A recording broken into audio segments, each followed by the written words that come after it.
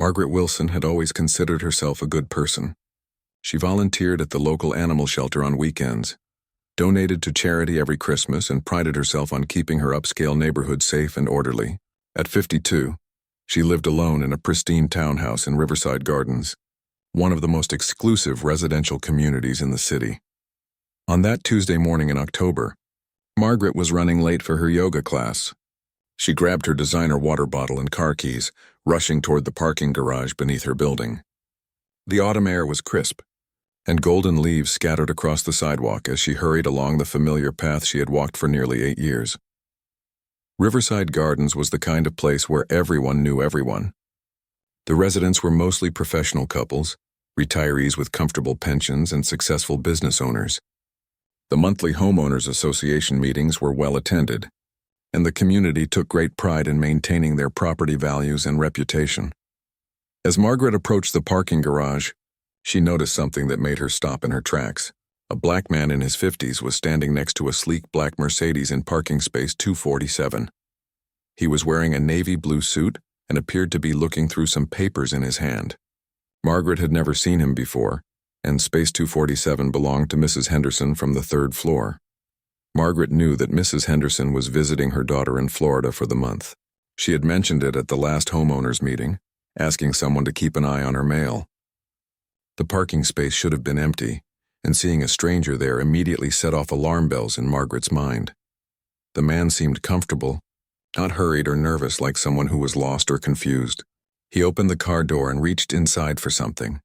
Margaret watched from behind a concrete pillar, her heart beginning to race. She had heard stories about car thefts in nearby neighborhoods, and just last month, the local news had reported on a string of break-ins in residential parking garages. She pulled out her phone and quickly scrolled through her contacts to find the number for building security. Marcus, the daytime security guard, was usually very responsive. He had been working at Riverside Gardens for 3 years and took his job seriously. Margaret had spoken with him several times about various concerns, from package deliveries to suspicious visitors. Before calling, Margaret decided to observe a little longer. The man was now fully inside the Mercedes, adjusting the rearview mirror. He seemed to know exactly what he was doing, which struck Margaret as odd for someone who might be stealing a car. However, she reasoned that experienced car thieves would probably know how to act naturally. The parking garage was quiet except for the soft hum of the ventilation system. Margaret checked her watch and realized she was going to miss the beginning of her yoga class, but this seemed more important. She had a responsibility to her neighbors and to the community they had all worked so hard to build. She thought about Mrs. Henderson, who was probably enjoying her time with her grandchildren, completely unaware that someone might be tampering with her car. Mrs. Henderson was in her 70s and had lived in the building longer than anyone else. She was the kind of person who remembered everyone's birthday and always had homemade cookies ready for visitors. Margaret also remembered the last homeowners association meeting where they had discussed increasing security measures. There had been talk about installing more cameras and updating the access card system. Some residents felt the current security was adequate, while others wanted stricter protocols. Margaret had been on the side of those wanting better security. The man was now checking his appearance in the side mirror of the Mercedes. He straightened his tie and smoothed down his hair. This behavior puzzled Margaret even more. Why would someone stealing a car be concerned about their appearance? Yet she could not think of any legitimate reason for a stranger to be in Mrs. Henderson's parking space with what appeared to be her car. Margaret had lived in the city her entire life, and she had developed what she considered good instincts about people and situations. Her father had always taught her to trust her gut feelings and to speak up when something seemed wrong. He had been a police officer for 30 years before retiring, and his stories about crime and safety had made a lasting impression on her. The neighborhood had changed over the years, with more diverse residents moving in. Margaret told herself she was not prejudiced, but she did believe in being cautious. She had watched enough news reports and read enough articles about crime rates to know that being vigilant was important, especially for a woman living alone. As she continued watching, the man closed the car door and began walking toward the garage exit. He moved with confidence, his posture straight and his pace unhurried. Margaret noticed he was carrying a leather briefcase that looked expensive and professional. Everything about his demeanor suggested he belonged there, yet Margaret was certain she had never seen him before. The parking garage had assigned spaces, and residents were very particular about parking arrangements. It was one of the unwritten rules of living in Riverside Gardens that you never parked in someone else's space, even temporarily. Margaret herself had once received a polite but firm note when she had accidentally parked in a visitor space overnight. She made her decision. Whether the man was stealing the car or simply parked in the wrong space, it was her duty as a responsible resident to report the situation. She would rather be wrong and embarrassed than ignore something potentially serious and regret it later. Margaret dialed the security number, her finger hovering over the call button as she watched the man disappear around the corner toward the main building entrance. Margaret pressed the call button and waited as the phone rang. After 3 rings, Marcus answered in his usual professional tone. Security desk. This is Marcus speaking. Marcus, this is Margaret Wilson from Unit 314. I'm in the parking garage and there's a situation down here that needs your attention immediately. What kind of situation, Ms. Wilson? Margaret kept her voice low, glancing around to make sure the man was not returning. There's a man I've never seen before and he was just inside Mrs. Henderson's car. You know she's away for the month. He's driving her Mercedes and I'm certain he doesn't belong here. There was a brief pause on the other end. Can you describe this person, ma'am? He's a black man, probably in his 50s, wearing a dark suit. He was acting very comfortable, like he owned the place, but I've lived here for 8 years and I know every resident. He definitely does not live in this building. I see. Where is he now? He just walked toward the main entrance.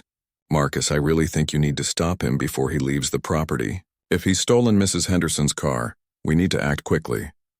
Marcus assured her he would investigate immediately and asked her to stay where she was until he arrived. Margaret ended the call and positioned herself behind the concrete pillar, where she could see both the parking space and the entrance to the garage.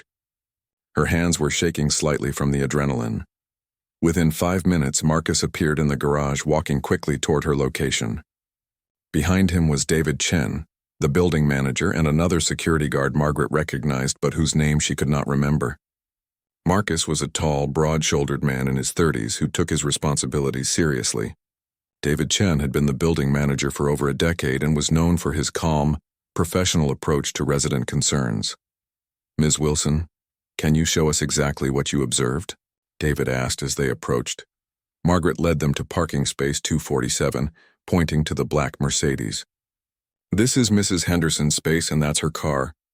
The man I saw was inside it, adjusting mirrors and going through papers. He acted like he had every right to be there, but I know for certain Mrs. Henderson is in Florida.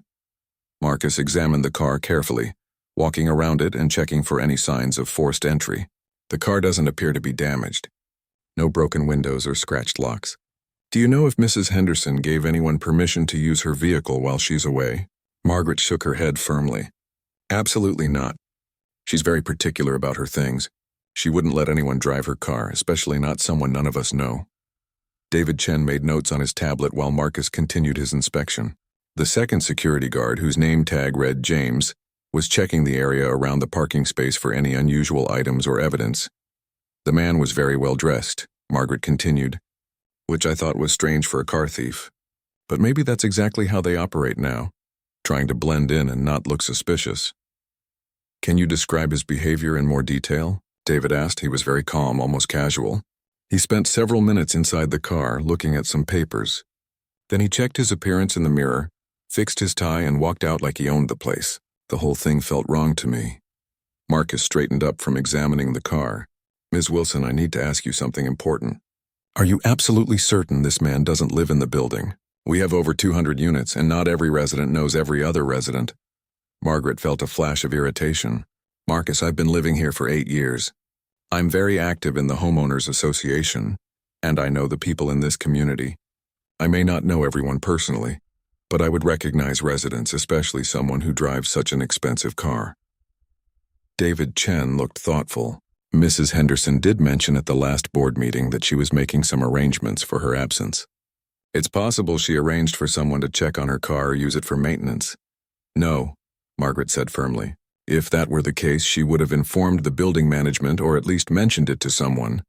Mrs. Henderson is very responsible about these things. James returned from his patrol of the area. I don't see anything unusual around the space or nearby areas. No signs of break-in tools or suspicious items left behind. Margaret was becoming increasingly frustrated with what seemed like a lack of urgency from the security team.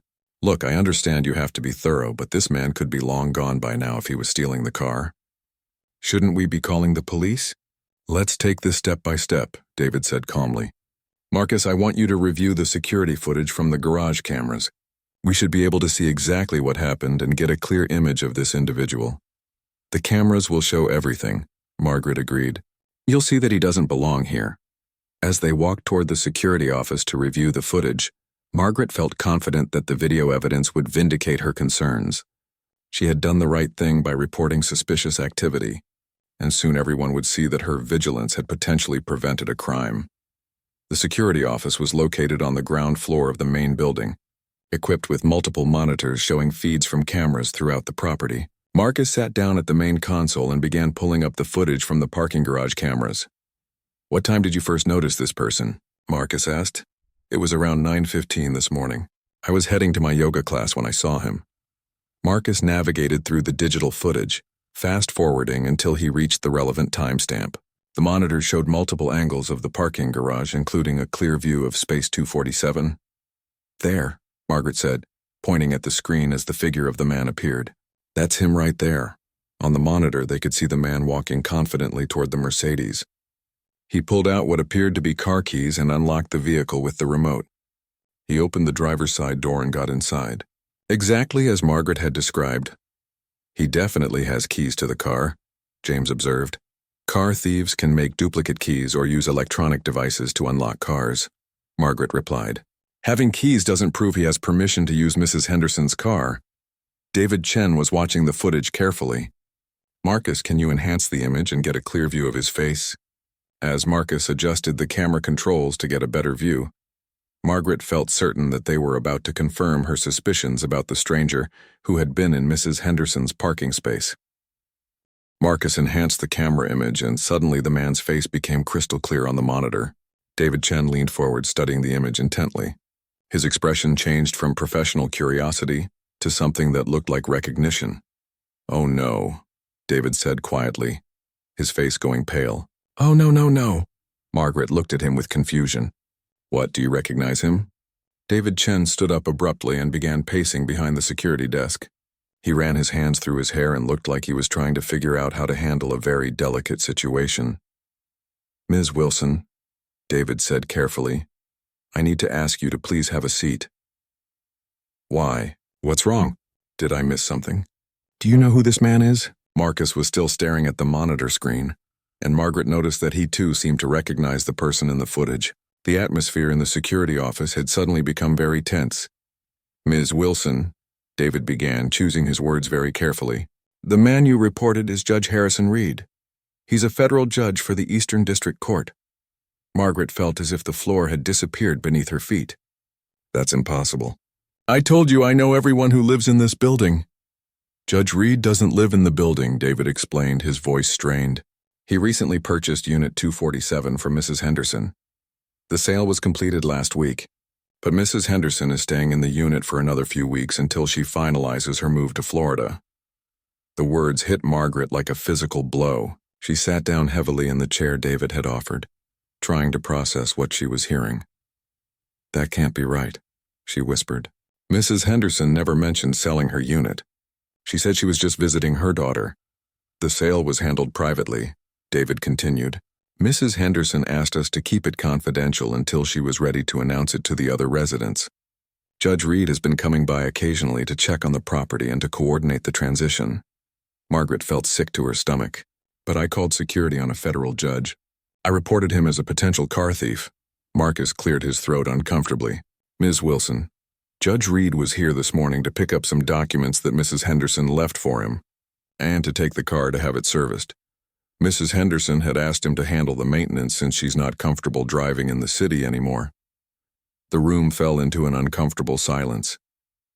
Margaret stared at the monitor screen, watching the footage replay of Judge Reed calmly going about his legitimate business, while she had been secretly observing him and planning to have him stopped by security.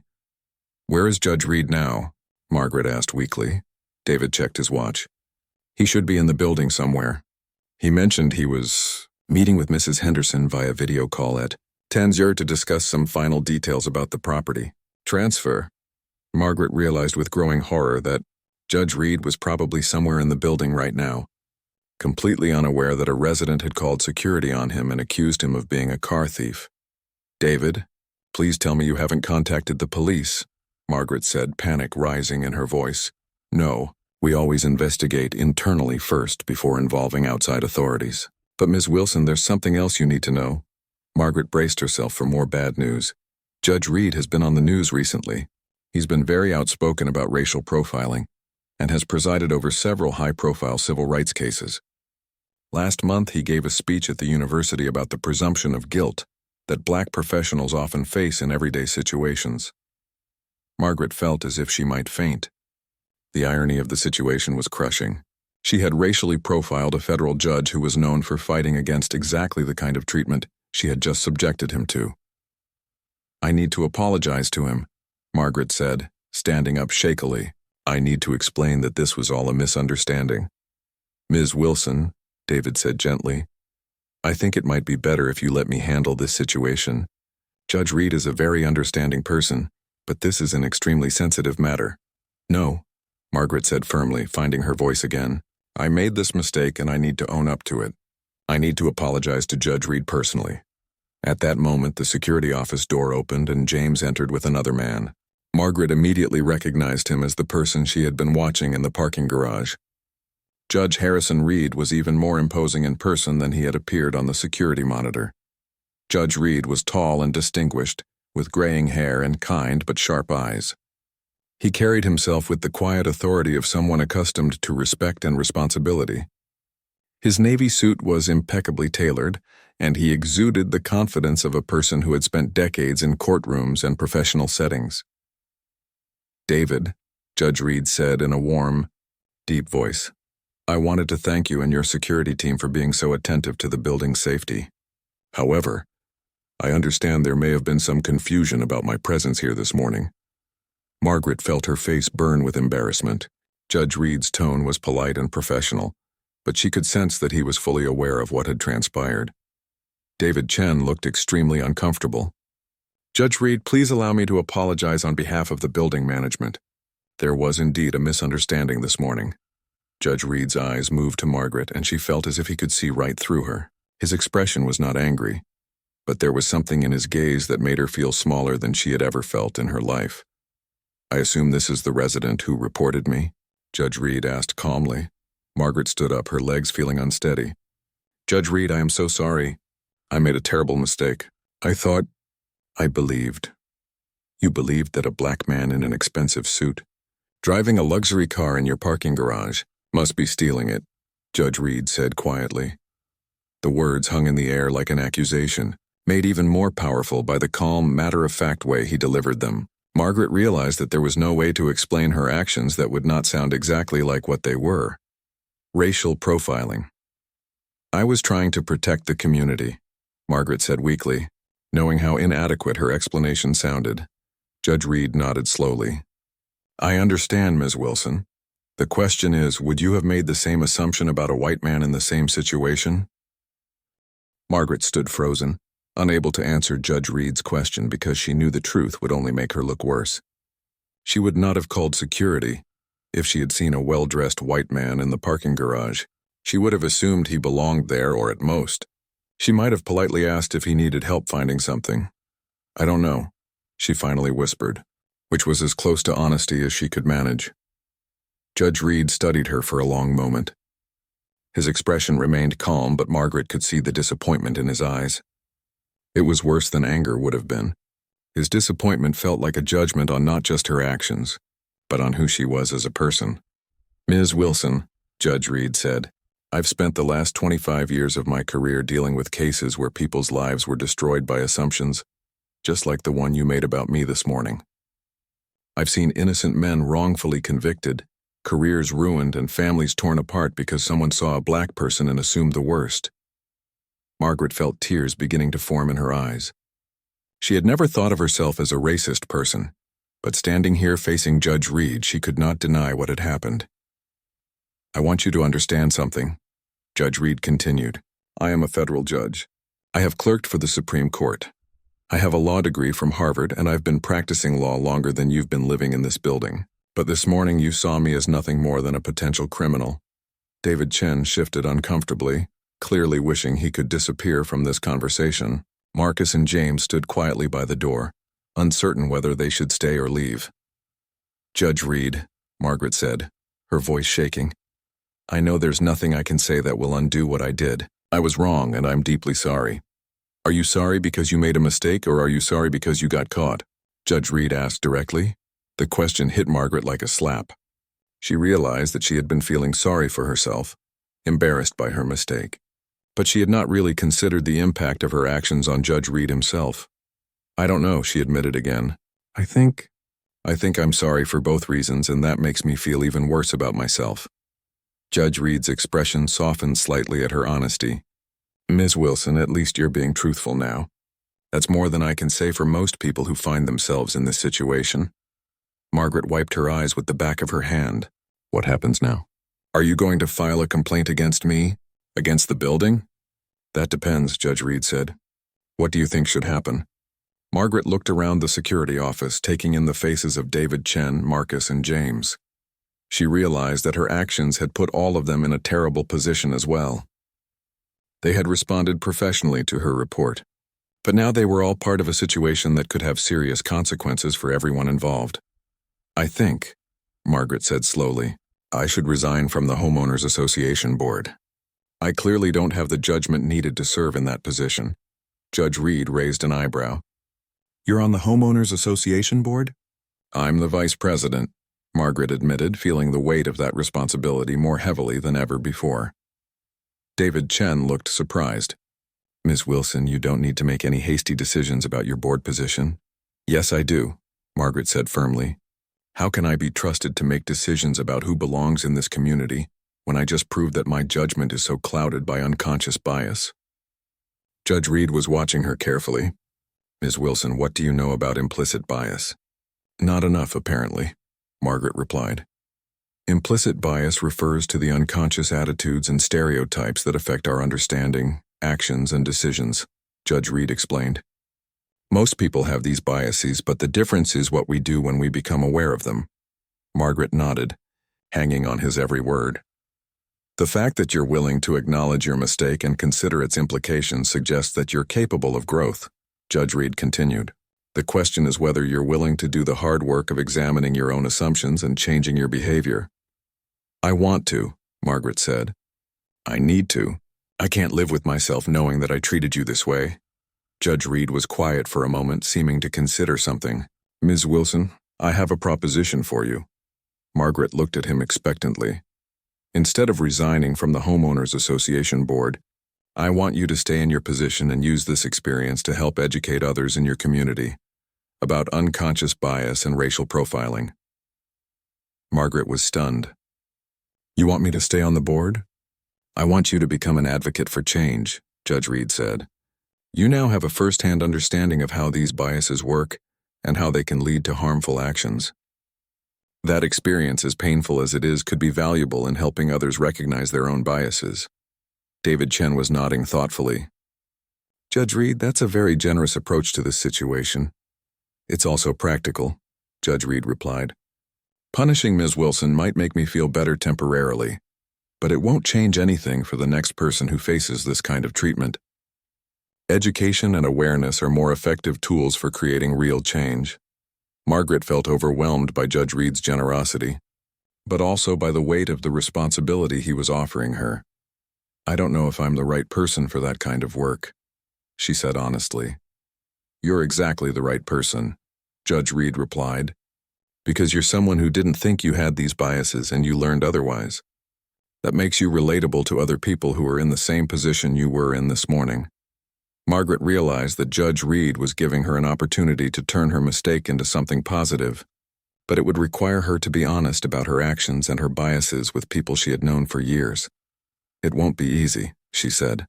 The most important work never is, Judge Reed replied.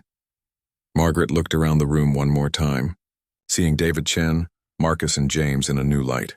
They had all witnessed her failure, but they had also witnessed Judge Reed's grace and wisdom in handling the situation.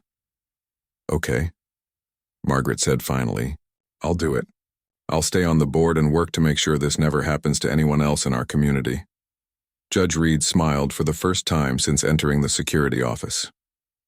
"Good. And Ms. Wilson? I'll be here to help you with that work. After all, I'm going to be your neighbor." That evening, Margaret sat alone in her living room, staring out the window at the city lights. She had not gone to yoga that morning, and she had canceled her lunch plans with her friend Susan. The events of the day kept replaying in her mind like a movie she could not turn off. She thought about Judge Reed's question. Would she have made the same assumption about a white man? The honest answer made her feel sick. She would have approached a white man differently, probably with polite curiosity rather than suspicion. She might have asked if he needed help or if he was visiting someone. She would not have hidden behind a pillar, taking mental notes and calling security. Margaret had always believed she was not prejudiced. She had friends of different races. She supported civil rights causes, and she prided herself on treating everyone with respect. But now she realized that unconscious bias was more subtle and insidious than outright racism. It lived in the split-second decisions and gut reactions that happened before conscious thought could intervene. Her phone buzzed with a text message from her sister Linda. "How was yoga this morning? Still on for dinner Friday?" Margaret stared at the message, unsure how to respond. How could she explain that her entire worldview had been shattered before 10 a.m.? How could she tell Linda that she had racially profiled a federal judge and learned some uncomfortable truths about herself? She decided to call Linda instead of texting back.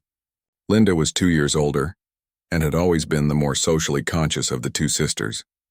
Growing up, Linda had been involved in various activism efforts while Margaret focused on her career and building financial security. "Linda, it's me," Margaret said when her sister answered. "Can you talk for a few minutes? Something happened today that I need to process." "Of course. What's going on?" Margaret took a deep breath and told Linda everything. She described the morning's events in detail, not leaving out any of the uncomfortable parts or trying to make herself look better. When she finished, there was a long silence on the other end of the phone. "Oh, Margaret," Linda said finally. "How are you feeling right now?" "Terrible, ashamed, confused, but also, I don't know, maybe grateful. Judge Reed could have destroyed me today, but instead he gave me a chance to do better." "That was incredibly gracious of him," Linda agreed. "But Margaret, I have to ask you something, and I want you to really think about your answer." "Okay." "This morning wasn't the first time you've made assumptions about people based on their race, was it? It's just the first time you got caught."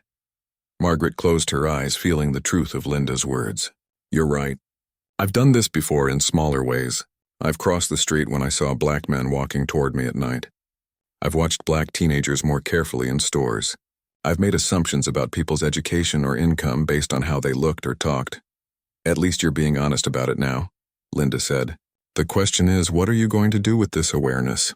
Margaret told Linda about Judge Reed's challenge to stay on the Homeowners Association board and work on bias education. "That's a big responsibility," Linda said. "Are you sure you're ready for it?" "I don't think anyone's ever ready for that kind of work," Margaret replied. "But I have to try.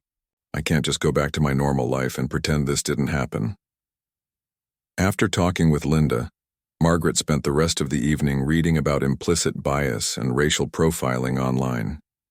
She found studies showing that people of all races harbored unconscious biases, but that awareness and education could help reduce their impact on behavior. She read about other incidents similar to what had happened that morning. Black people questioned for swimming in their own community pools. Black professionals stopped by security in their own office buildings. Black students questioned for being in college libraries. The pattern was depressingly consistent. Margaret also researched Judge Harrison Reed. She learned that he had grown up in poverty, worked his way through college and law school, and had built a distinguished career fighting for civil rights and social justice. He had written several important decisions protecting voting rights and had been recognized nationally for his work on criminal justice reform. The more she read about Judge Reed's background and accomplishments, the more ashamed Margaret felt about her actions. But she also felt motivated to use this experience constructively. The next morning, Margaret called David Chen to schedule a meeting about implementing bias training for residents and staff. She also asked for Judge Reed's contact information so she could follow up on his offer to help with educational efforts. When she called Judge Reed's office, his assistant put her through immediately. "Ms. Wilson, how are you feeling today?" Judge Reed asked kindly. "Like I have a lot of work to do," Margaret replied honestly. "I spent last night reading about implicit bias and racial profiling. I'm beginning to understand how much I don't know." "That's a good starting point," Judge Reed said. "Self-awareness is the first step toward change." "Judge Reed, I wanted to ask you something. Why did you give me a second chance yesterday? You had every right to file complaints against me in the building. You could have made this a much bigger problem for me." Judge Reed was quiet for a moment. "Ms. Wilson, I've been dealing with situations like this my entire life. I learned long ago that anger and punishment rarely change people's hearts or minds. But sometimes when someone is genuinely willing to learn and grow, education can be transformative." "I'm willing to learn," Margaret said. "I'm scared about doing this work, but I'm willing." "Good. I have some materials I can share with you, and I know some excellent trainers who specialize in bias education. Are you free to meet this weekend to discuss a plan?" Margaret agreed to meet Judge Reed on Saturday morning at a coffee shop near the building. As she hung up the phone, she realized that her life had fundamentally changed in less than 24 hours. She was no longer the same person who had hidden behind a concrete pillar, making assumptions about a stranger in a parking garage. That afternoon, Margaret attended her first homeowners association board meeting since the incident. She had decided to tell the other board members what had happened and to propose new policies around bias awareness and community education. When she finished her presentation, the room was silent. Then Robert Martinez, the board president, spoke up. "Margaret, that took a lot of courage to share with us. I think we all need to examine our own assumptions and biases." Sarah Kim, the treasurer, nodded in agreement. "I've noticed that I react differently to different delivery people and visitors. Maybe we all need this kind of training." By the end of the meeting, the board had unanimously approved Margaret's proposal to bring in bias training experts and to develop new community education programs. They also voted to invite Judge Reed to speak at the next general residence meeting. As Margaret walked home from the meeting, she felt something she had not expected: hope. Judge Reed had been right that this experience, as painful as it was, could become something positive if she was willing to do the hard work of change. 3 months later, Margaret stood at the front of the Riverside Gardens Community Center, looking out at nearly 200 residents who had gathered for the monthly meeting. The room was more packed than she had ever seen it, with people standing along the walls and sitting in extra chairs that had been brought in from storage. "Good evening, everyone," Margaret began, her voice steady despite her racing heart. "As most of you know, 3 months ago I made a serious mistake that has changed not only my life, but hopefully our entire community." She had given this presentation 12 times now, to homeowners associations, community groups, and professional organizations throughout the city. Each time became a little easier, but it never stopped being emotionally challenging to admit her failures in public. "I racially profiled our neighbor, Judge Harrison Reed, and called security on him for the crime of being in his own parking space," Margaret continued. "Tonight I want to share with you what I've learned from that experience and how our community has grown because of it." In the front row, Judge Reed sat with his wife, Dr. Angela Reed, a pediatrician at the Children's Hospital. They had become not just Margaret's neighbors, but her friends and mentors in the work of bias education. Next to them sat Mrs. Henderson, who had returned from Florida to visit and had insisted on attending the meeting. Margaret clicked to the first slide of her presentation, which showed statistics about racial profiling in residential communities.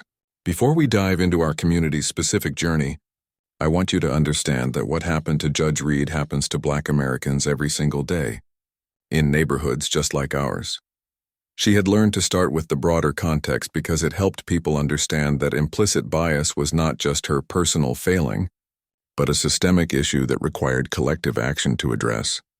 Over the past 3 months, Riverside Gardens had implemented several new programs based on Margaret and Judge Reed's recommendations. They had brought in professional trainers to conduct bias awareness workshops for all residents and staff. They had updated their visitor policies to ensure equal treatment, regardless of race or appearance. They had also established a community diversity committee that met monthly to address concerns and plan educational events. "The changes we've made here are not just about preventing another incident like mine, Margaret explained. They're about creating a community where everyone feels welcome and valued. She clicked to a slide showing photos from recent community events. A cultural festival, organized by the Diversity Committee, a book club discussion about race relations, and a neighborhood watch training session that emphasized respectful community engagement rather than suspicion and surveillance. I want to share some specific examples of how our new awareness has made a difference, Margaret said.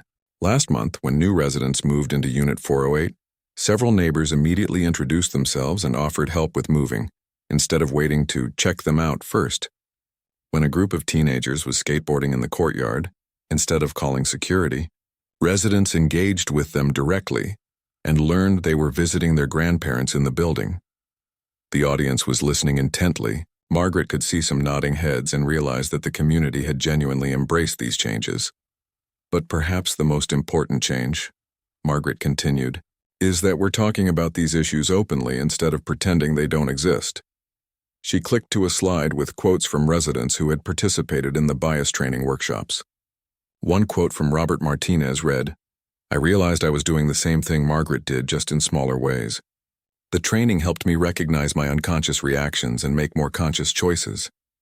Another quote from Sarah Kim said, "I never thought I had biases because I consider myself very progressive. But the workshop showed me that good intentions aren't enough. You have to actively work to overcome unconscious assumptions." Margaret looked out at the audience and spotted several faces she recognized from the workshops. She saw Marcus from Building Security, who had become an advocate for fair treatment protocols. She saw David Chen, who had implemented new staff training procedures. She saw neighbors who had initially been skeptical about the bias education programs, but had later become some of their strongest supporters. "I also want to acknowledge that this work is ongoing," Margaret said. "Overcoming unconscious bias isn't something you do once and then check off your list. It requires constant self-examination and willingness to be corrected when you make mistakes." Judge Reed had helped her understand that bias education was not about making people feel guilty, but about giving them tools to make better choices. The goal was not perfection, but progress. Margaret clicked to her final slide, which showed a photo of the entire Riverside Gardens community at their recent cultural festival. People of all ages and backgrounds were smiling, sharing food, and clearly enjoying each other's company. "When I called security on Judge Reed 3 months ago, I thought I was protecting our community," Margaret said, "but I was actually damaging it. I was creating division instead of unity, suspicion instead of trust." She paused, looking directly at Judge Reed, who nodded encouragingly. "Judge Reed could have used that incident to destroy my reputation and damage our community's image. Instead, he chose to help us all become better. He turned my moment of shame into an opportunity for growth." Margaret clicked back to a blank slide and stepped away from the podium. "I know that some of you may be thinking that you would never do what I did. I thought the same thing about myself. But unconscious bias affects all of us regardless of our good intentions or political beliefs. The question is not whether you have biases. The question is what you're going to do when you become aware of them." The room was completely silent as Margaret returned to her seat. Then Judge Reed stood up and began clapping. Within seconds, the entire room was applauding, not just for Margaret's presentation, but for the journey the entire community had taken together. After the meeting, as people mingled and discussed the presentation, Margaret found herself talking with Mrs. Henderson, who had tears in her eyes. "My dear," Mrs. Henderson said, "I am so proud of how you've handled this situation. It takes real courage to admit your mistakes and work to fix them." "I had good teachers," Margaret replied, glancing over at Judge and Dr. Reed, who were surrounded by residents asking questions about bias and community building. As the evening wound down, Margaret helped stack chairs and clean up the community center. It was work she had done dozens of times before, but tonight it felt different. She was no longer just maintaining a building. She was helping to build a community that lived up to its best values. Judge Reed approached her as she was folding the last row of chairs. "Margaret, I wanted you to know that Dr. Reed and I are nominating you for the city's Community Leadership Award." Margaret looked up in surprise. "Judge Reed, I don't deserve any awards. I'm just trying to fix the damage I caused." "You're doing much more than that," Judge Reed replied. "You're showing other people that it's possible to change, to grow, and to turn mistakes into opportunities for positive action. That's exactly the kind of leadership our city needs. As Margaret drove home that night, she reflected on how much her life had changed since that morning in the parking garage. She had lost her illusions about herself, but she had gained something more valuable: a deeper understanding of justice, community, and the hard work required to create positive change. She still lived in the same apartment, still served on the Homeowners Association board, and still went to yoga on Tuesday mornings. But she was not the same person who had hidden behind a concrete pillar, making assumptions about a stranger. She had become someone who understood that building a better community required not just good intentions, but ongoing commitment to examining and changing the unconscious biases that affect everyone. Most importantly, she had learned that redemption was possible, but only through the hard work of acknowledging mistakes, making amends, and dedicating yourself to ensuring those mistakes never happen again. Judge Reed had given her that opportunity, and she was determined to spend the rest of her life proving worthy of his grace.